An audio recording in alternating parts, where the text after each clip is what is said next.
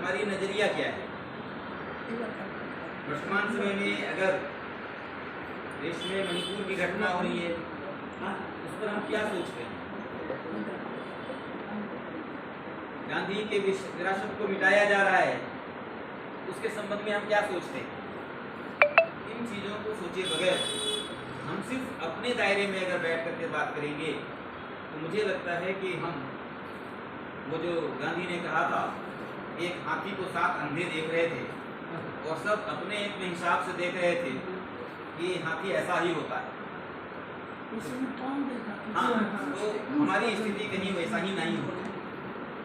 तो इसलिए समग्रता में हमें विश्वास करनी चाहिए और समग्रता से हमें चीज़ों को देखनी चाहिए कि अगर कोई भी एक छोटी सी घटना होती है तो हमारे किसी भाई के साथ हो रही है, हमारे किसी बहन के साथ हो रही है, तो उसमें हम इतने संवेदनशील हों कि उसके बारे में हमको सोचनी चाहिए।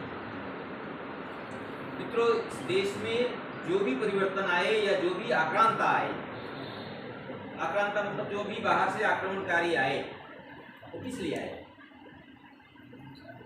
क्या हमें वो कुछ सिखाने आए? कुछ लोग कहते हैं कि अंग्रेज आए तो हमें सभ्यता सिखाने आए। अंग्रेजों ने यही कहा था कि हम असभ्य थे और वो उन्होंने मुझे सभ्य बना दिया। इससे ज्यादा बेहुदापनी और क्या हो? नहीं, वो हमें लूटने आए, ये हमें नहीं बताते। और आज भी जो पार्टी तंत्र है, आज भी जो सत्ता में आना चाहता है, वो यही काम करना है।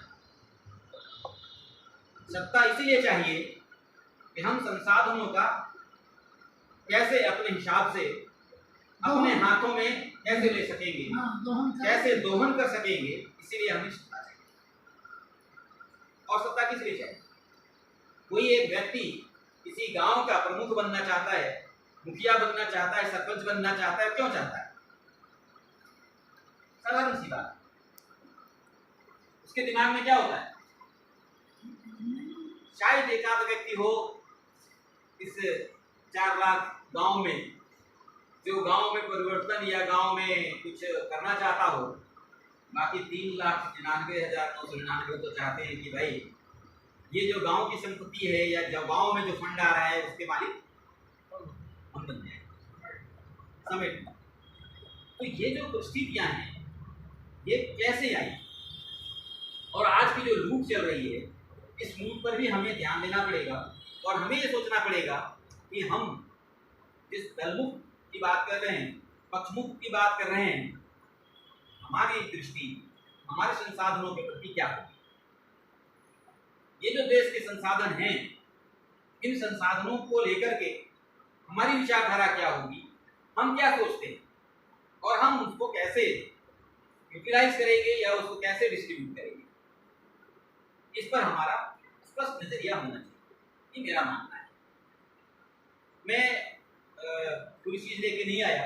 अभी मेरे पास 2 चीजें हैं। एक तो पूरा अडानी का लूट का मामला है, दूसरा मेरे पास मैंने तुरंत 10 दिन पहले एक लेख मुझे आई थी। ये जो हमारा राज्य है मध्य प्रदेश, दुर्भाग्य से छत्तीसगढ़ का कंप्लीट हो चुका है, लेकिन मैं इसको अभी कंप्लीट नहीं कर पाया और छुपा नहीं पाया। लेकिन मध्य प्रदेश का मैं एक आंकड़ा देकर के आपको ये बात समझाना चाहता हूँ।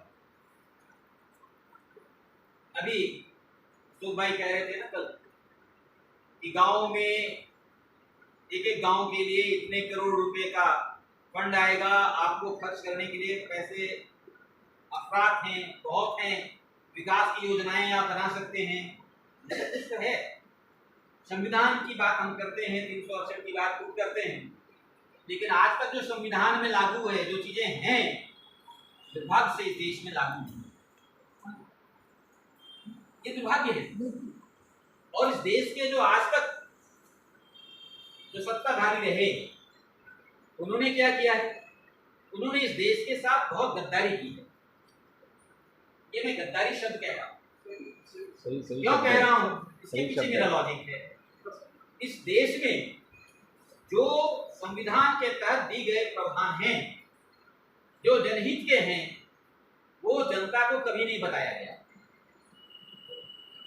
बिल्कुल नहीं बताया गया।